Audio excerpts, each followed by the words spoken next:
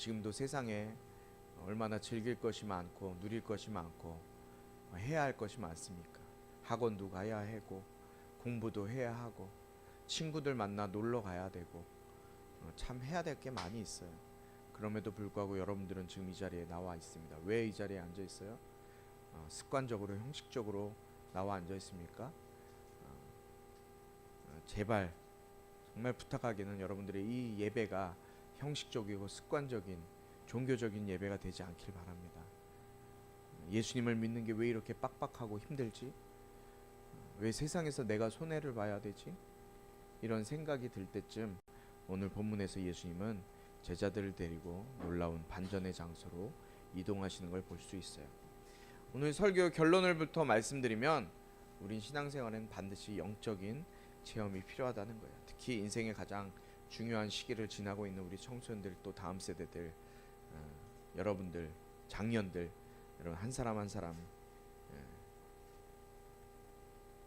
여러분들 부모님의 하나님이 아니라 나의 하나님, 목사님이 말하는, 사모님이나 간사님이 말하는 하나님이 아니라 내가 인격적으로 만난 영광의 주님에 대한 영적인 체험이 반드시 있어야 돼요.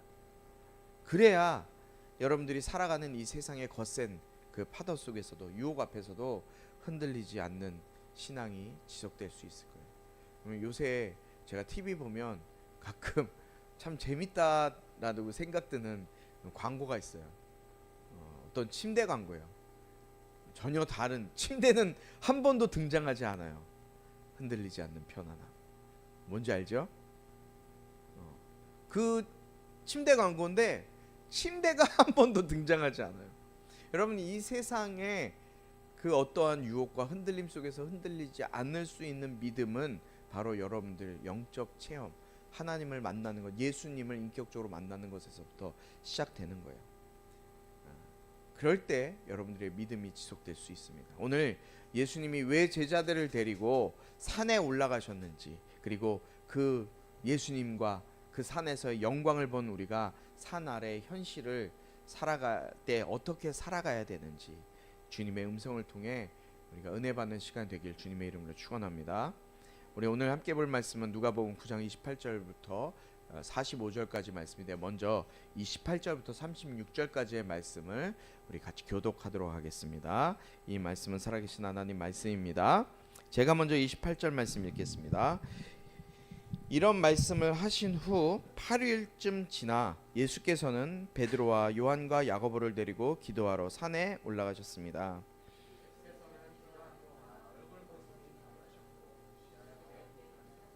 그런데 갑자기 두 사람이 나타나 예수와 더불어 말을 하고 있었습니다. 이들은 모세와 엘리야였습니다.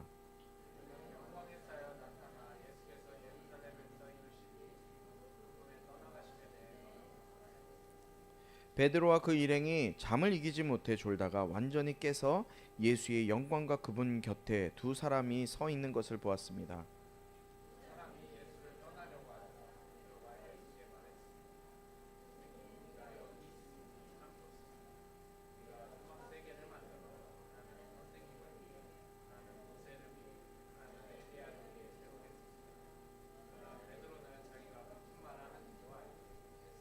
베드로가 이런 말을 하고 있을 때 구름이 나와서 그들을 뒤덮었습니다. 구름 속으로 들어가게 되자 그들은 두려워했습니다.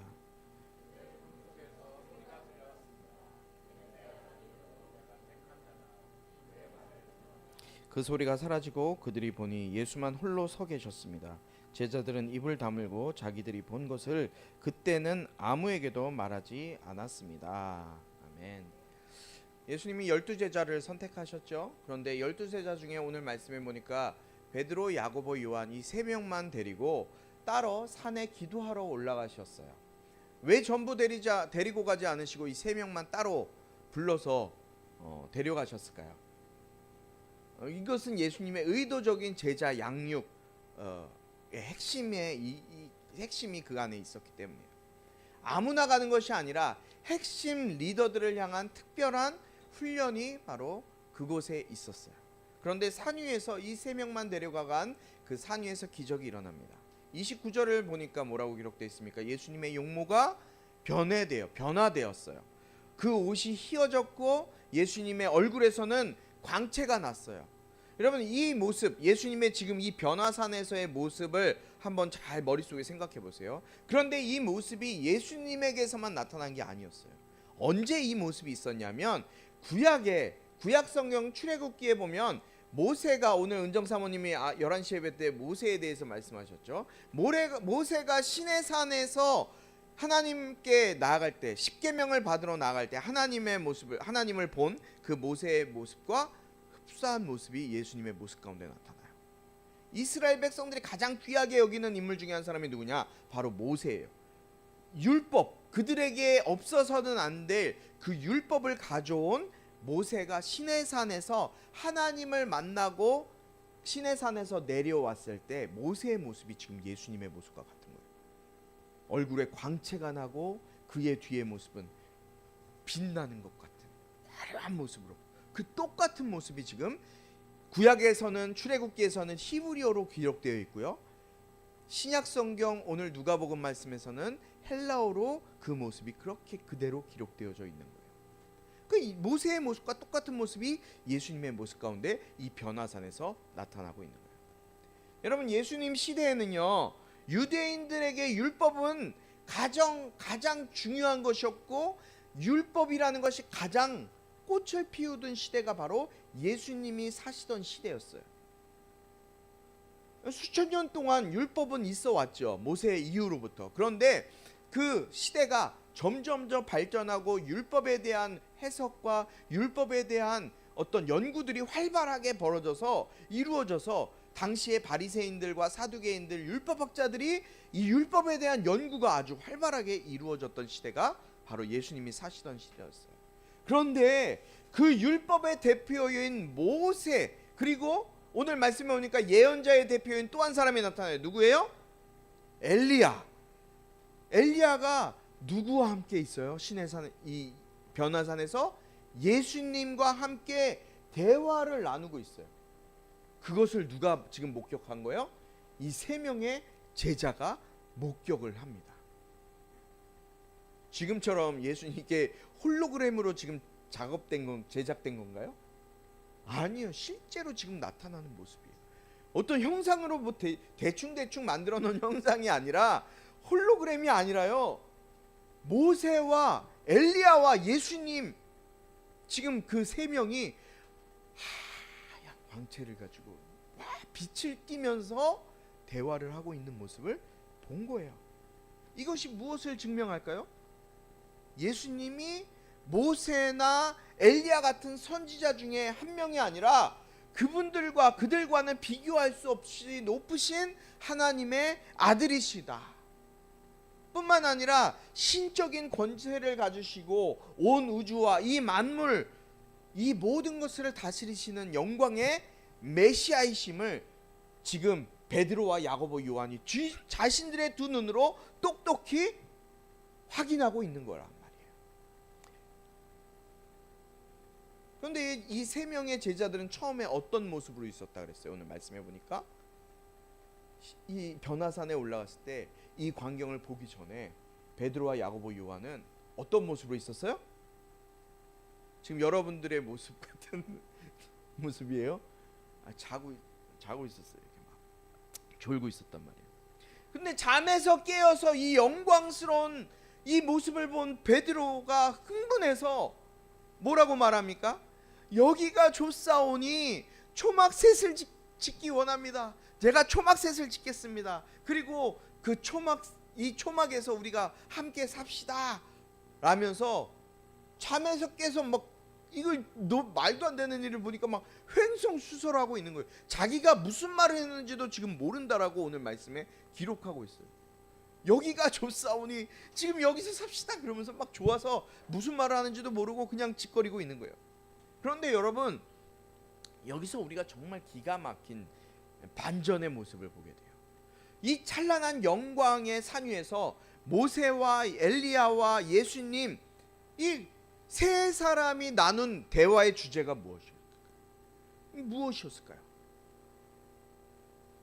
눈부신 황금 성전, 황금 왕좌가 놓여 있는 그 제단, 그 제단에 누가 앉을 것이냐, 그것을 이야기한 게 아니에요. 로마, 이 지금 이스라엘을 지배하고 있고 이스라엘을 힘들게 하고 있는 이 로마를 단순히 쓸어버려야 된다라는 군사작전을 이야기하고 있지 않았어요. 무엇을 이야기하고 있었냐면요, 31절 말씀을 봅시다. 31절에 이렇게 기록되어 있습니다. 그들은 영광에 쌓여 나타나 예수께서 예루살렘에서 이루실 일, 뭐라고요? 곧 여러분들이 읽겠습니다. 시작.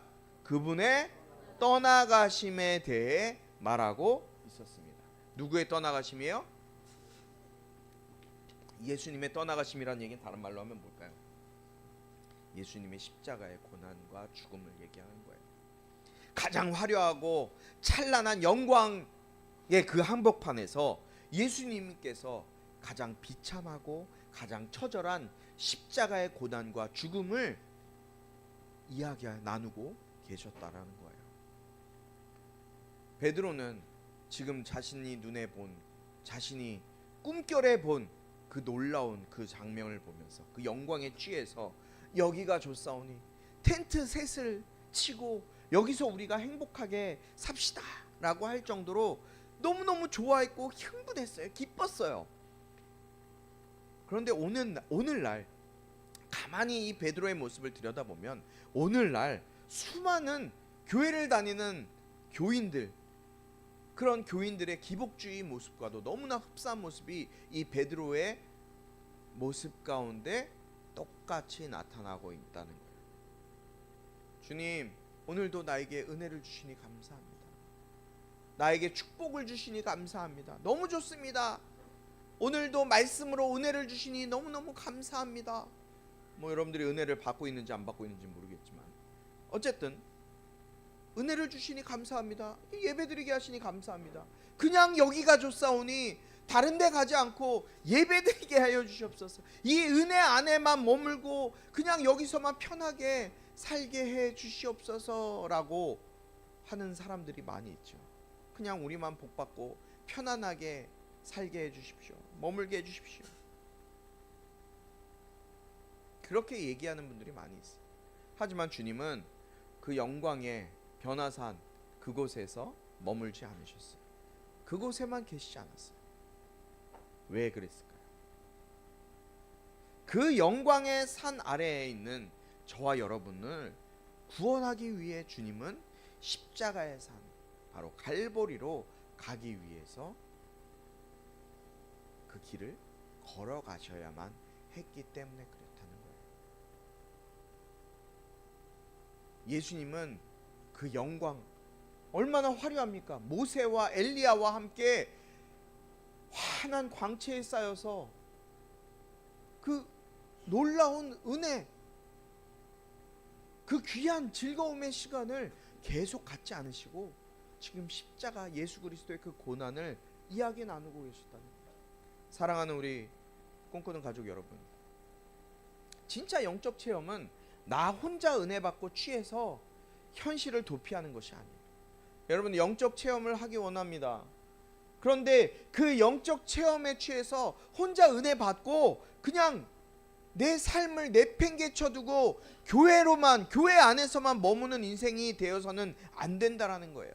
진짜 영적인 체험은 영광의 주님을 만남과 동시에 나를 구원하기 위해 십자가 지신 그 십자가에서 찢기신 주님의 고난을 깊이 경험하고 그 고난의 잔을 함께 마시는 거예요. 그 잔을 함께 마신다는 의미가 뭘까요? 내가 은혜 받았어. 여러분들이 어떤 이유를 해든지 은혜를 받았어. 말씀을 통해서, 찬양을 통해, 기도를 통해 은혜를 받았어. 그렇다면 그 받은 은혜를 여러분들만 갖고 나만 즐기는 것이 아니라 어떻게 해야 되는 거예요? 세상에 나가서, 삶으로 나가서 그 받은 은혜를 전해줘야 되는 거예요. 나만 누리는 것이 아니에요. 영광의 깊이를 아는 것, 이것이 예수님이 세 명의 제자들에게 이 엄청난 기적을 미리 보여주신 진짜 이유라는 거예요. 너희 이 영광에서만 머물러 있는 것이 아니라 너희가 경험하고 본 이 영광을 이제는 나가서 전해야 된다라고 말씀하시는 거예요. 그런데 이때 갑자기 하늘에서 구름이 와서 그들을 싹 덮어요. 성경에서의 구름은요, 언제나 하나님의 임재를 상징하는 것이 바로 구름이에요. 하나님이 임재하시는 곳, 하나님이 머무시는 것, 그것은 구름의 임재로 나타나게 됩니다. 그리고 하늘을 찢는 하나님의 음성이 그곳에 들리기 시작해요. 그 하나님의 음성이 뭐였어요? 35절 말씀해 보니까 이는 내 아들이요 내가 택한 자다. 그의 말을 들으라. 할렐루야. 하나님이 명확하게 지금 확증해 주고 계신 거예요. 뭐라고 말씀하세요? 예수가 내 아들이요 내가 택한 자다. 너는 예수의 말을 들으라 라고 말씀하시는 거예요. 하나님은 베드로의 그 헛소리를 차단하시면서 엄하게 말씀하세요. 베드로야, 너는 영광만 취하지 말고 저 예수가 가고자 하는 그 십자가의 길, 고난의 길, 그 아들의 말을 귀담아 듣고 순종하고 전해라 라고 말씀하시는 거예요. 제자들은 이 두렵고 영광스러운 영적 체험을 가슴 깊이 새겼을 거예요. 훗날 베드로는 노년에 가서 그의 삶을 기록한 베드로후서에 이렇게 기록하고 있어요. 베드로후서 1장 16절부터 18절 말씀입니다. 함께 읽겠습니다. 시작.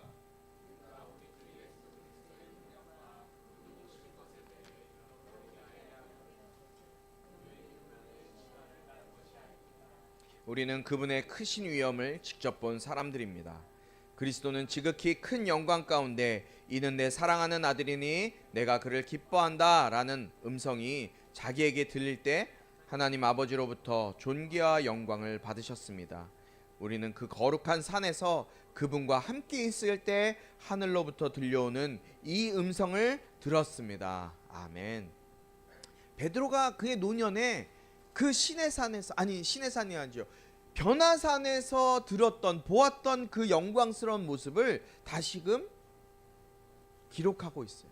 베드로는 영광의 주님을 기억했기 때문에 기꺼이 그의 삶의 마지막에 십자가에 거꾸로 매달려서 순교하는 진짜 제자의 길을 걸어갈 수 있었던 거예요. 여러분에게도 이 영광의 고난이 십자가로 연결되는 진짜 영적 체험이 있기를 주님의 이름으로 축복합니다. 여러분, 주님의 영광의 그 모습이 여러분의 삶 가운데 경험되어져야 돼요. 그럴 때 여러분들이 그 모습, 그 영광스러운 모습이 경험되어진 그것을 가지고 나가서 전할 수 있는 거예요. 우리 37절부터 42절까지 교독합니다. 제가 먼저 읽습니다. 이튿날 그들이 산에서 내려오자 많은 사람들이 예수를 맞았습니다. 38절입니다. 시작.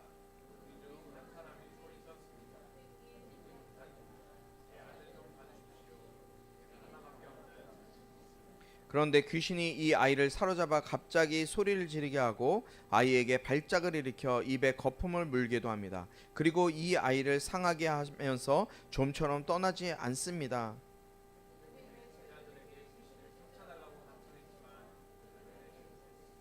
예수께서 대답하셨습니다. 믿음이 없고 삐뚤어진 세대여, 내가 언제까지 너희와 함께 있으면서 참아야 하겠느냐? 내 아들을 이리로 데려오너라. 발작하게 만들었습니다. 그러나 예수께서는 더러운 영을 꾸짖으시며 그 아들을 고쳐 아버지에게 돌려보내셨습니다. 아멘. 이런 놀라운 영적 체험의 밤이 지나고 이튿날 예수님과 제자들은 산에서 이제 내려오게 돼요. 산 위에는 영광의 세계였죠. 그러나 산 아래 우리가 살아가는 이 세대, 실제 삶의 현장은 비참하고 차가운 그런 현실이 기다리고 있었어요. 한 아버지가 귀신 들려서 거품 물고 있는, 소리를 지르며 고통당하는 외아들을 데리고 와서 제자들에게 와서 울부짖어서 이야기합니다. 산 아래에서 자신의 아들을 고쳐달라고 제자들을 찾아간 거예요. 산 아래에 남아있던 제자들이 이 아버지가 자기의 아들을 고쳐달라고 데려왔지만 제자들이 이 아들을 고치지 못했던 거예요. 고칠 수 없었어요. 쩔쩔매면서 어찌할 바를 몰라 하고 있었어요. 그런데 웃긴 건 뭔지 아세요? 이전에는 그 사역을 했단 말이에요. 제자들이 예수님이 둘씩 짝지어서 보낼 때는 귀신도 쫓아내고요, 병도 치료하고요, 이런 일들을 했어요. 그런데 지금 예수님이 계시지 않으니까 이 일을 하지 못하는 거예요. 이상하죠. 그러면서 예수님이 산으로 내려오셨을 때 본 모습이 어떤 모습이에요? 지금 제자들이, 남아있는 제자들이 그 아이 하나 고치지 못하고 쩔쩔매고 어떻게 해야 될지 몰라서 쩔쩔매고 있는 그 모습을 예수님이 딱 보신 거예요. 그러면서 예수님이 이 모습을 보시면서 이 믿음이 없고 패역한 세대여 라면서 탄식하시면서 그 아이를 데려오라고 하세요. 그리고 더러운 귀신을 꾸짖어 내쫓으시고 아이를 깨끗하게 회복시켜 주셔서 그의 아버지에게 돌려보냅니다. 사랑하는 여러분, 오늘 이 사건이 우리에게 주는 메시지는 뭘까요? 산 위에서 은혜 받고 여기가 좋사오니 하고 머물러 있는 것은 진짜 신앙이 아니라는 거예요. 수련회 가서 조금 은혜 받았다, 수련회 가서 기도 열심히 해서 은혜 받았다, 이게 다가 아니라는 거예요. 그게 중요한 것이 아니라는 거예요. 진짜 신앙의 능력은요, 귀신들의 역사로 고통당하고 또 죄로 인해서 신음하고 산 아래에서 괴로움 가운데 살아가고 있는 우리의 삶 가운데 실제가 되어 나타나야 된다는 거예요. 나타나야 되는 거예요. 마태복음과 마가복음, 이걸 평행 본문이라 그러거든요. 오늘 누가복음의 말씀과 동일한 말씀이 기록되어져 있어요. 그런데 마태복음과 마가복음에 기록되어져 있는 그 말씀에 보면 제자들이 왜 우리는 귀신을 내어쫓지 못합니까? 예수님께 물어봐요. 왜 우리는 귀신을 못 내어쫓습니까? 라고 물어볼 때 예수님께서 뭐라고 말씀하세요? 기도와 금식 외에는 이런 유가 나갈 수 없느니라 라고 말씀하세요. 기도와 금식 외에는 이런 유가 나갈 수 없느니라.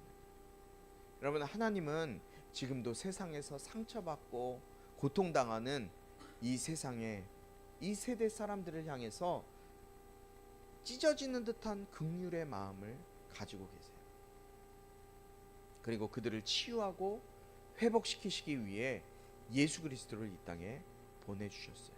그리고 예수의 이름의 권세를 제자들에게 주셨고, 그리고 오늘날 그 예수의 이름을 우리에게도 주셨는 줄 믿습니다. 우리가 주일의 예배의 산 위에서, 오늘 주일날 예배, 이 예배의 산 위에서 영광스러운 하나님을 경험했다면 월요일부터, 내일부터 여러분들이 살아가야 되는 여러분의 삶 속에 오늘 여러분들이 말씀을 통해 은혜 받았던, 기도를 통해, 찬양을 통해 여러분들이 받았던 그 은혜의 삶, 영적인 체험의 힘을 가지고 여러분들의 산 아래의 삶으로 나아가야 되는 거예요. 여러분들의 실제의 삶으로 나아가야 되는 거예요. 그리고 우울증과 중독과 음란과 낙심의 귀신에게 붙들려 고통당하는 우리 주변의 영혼들을 향해서 예수의 이름의 능력과 권세로 당당하게 선포하면서 그들을 회복시키는 것이 우리의 사역이 될 줄로 믿습니다. 이번 한 주 그 예수의 이름의 능력으로 살아가는 우리 모두가 되길 주님의 이름으로 축복합니다. 우리 마지막으로 43절부터 45절까지 말씀을 함께 합독하도록 하겠습니다. 시작. 하나님의 위대하심에 모두 놀랐습니다. 예수께서 행하신 그 모든 일에 다들 놀라서 감탄하고 있을 때 그분이 제자들에게 말씀하셨습니다. 지금 내가 하는 말을 유의에 들으라. 인자가 배반을 당해 사람들의 손에 넘겨질 것이다. 그러나 제자들은 이 말씀을 깨닫지 못했습니다. 그들이 그 말씀을 이해하지 못하도록 해 그 뜻이 감춰져 있었기 때문입니다. 그들은 두려워서 예수께 물어볼 수도 없었습니다. 아멘. 예수님이 행하신 그 위대한 능력을 보고 사람들이 놀라워할 때 예수님은 다시 한번 찬물을 끼얹듯이 두 번째 순환 예고를 제자들에게 하시고 계세요. 44절에 이렇게 말씀하시죠. 지금 내가 하는 말을 유의해서 들으라. 인자가 배반을 당해 사람들의 손에 넘겨질 것이다. 무슨 말이에요? 얘들아, 너네 기적을 보고 너무 흥분하지 말고 내 말을 잘 들어. 귀 기울여 봐. 내 귀에, 내 심령에 똑똑히 못 박아두어. 나는 곧 잡혀서 죽게 될 거야 라고 말씀하시는 거예요. 자신들이 왕으로 섬기려고 했던, 왕으로 세우려고 했던 예수님이 뭐라고 하시는 거예요? 이제 나는 곧 죽을 거야.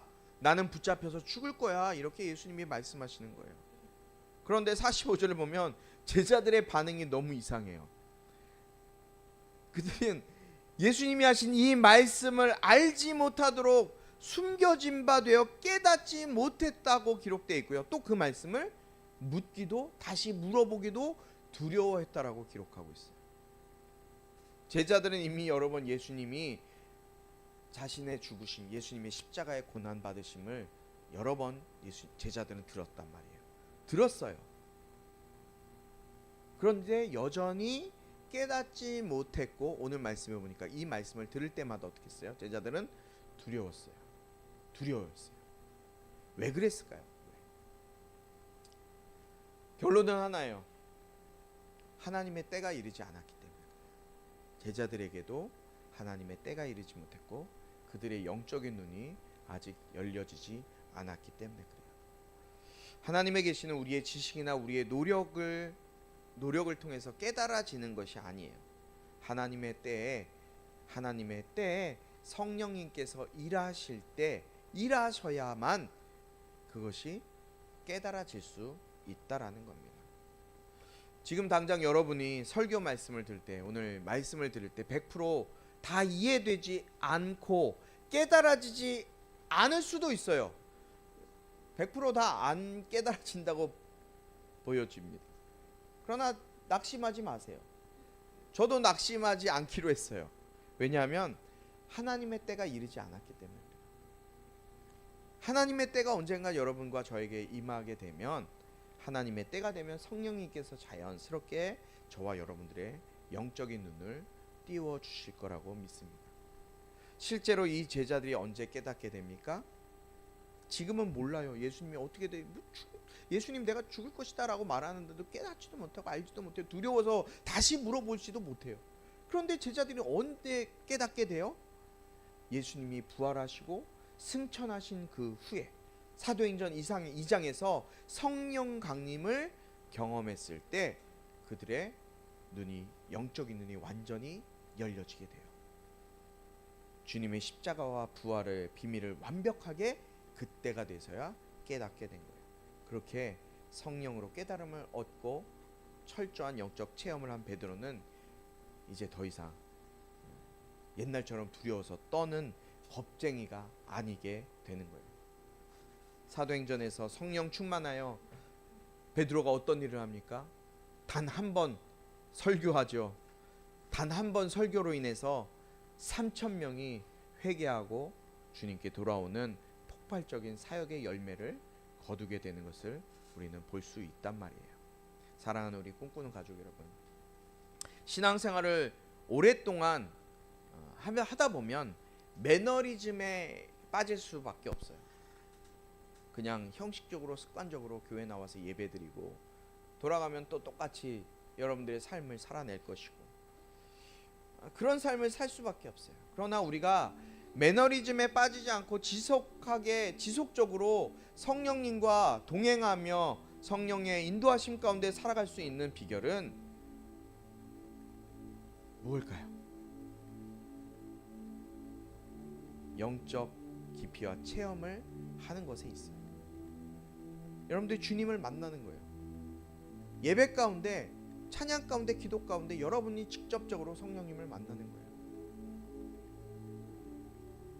여러분들이 무슨 이유로 이 자리에 나와 앉아 있는지 모르겠습니다. 우리 꿈꾸는 교회 2026년 표는 예배로 부응하는 거예요. 정말 예배로 부응하고 있는지 여러분 스스로를 한번 생각해 보세요.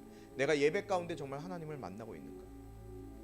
살아계셔서 역사하시는 그 하나님이 내 삶 가운데 찾아오시고 일하고 계신가?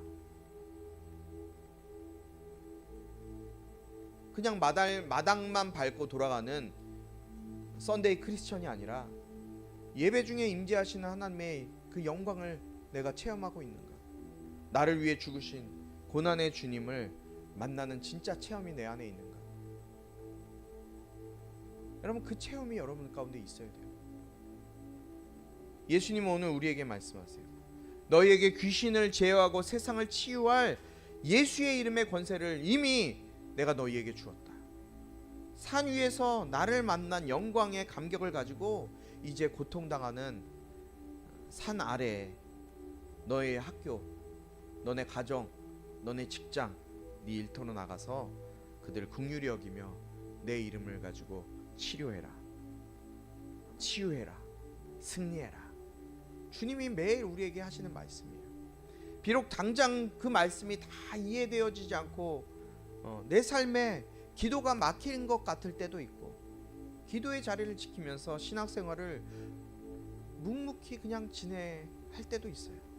그러나 성령님께서 언젠가 여러분의 영적인 눈을 활짝 열어주셔서 주님의 말씀이 깨달아지고 그 말씀이 내 삶 가운데 역사하시는 생명의 말씀으로 들려지게 하실 때가 반드시 올 것이라고 믿습니다.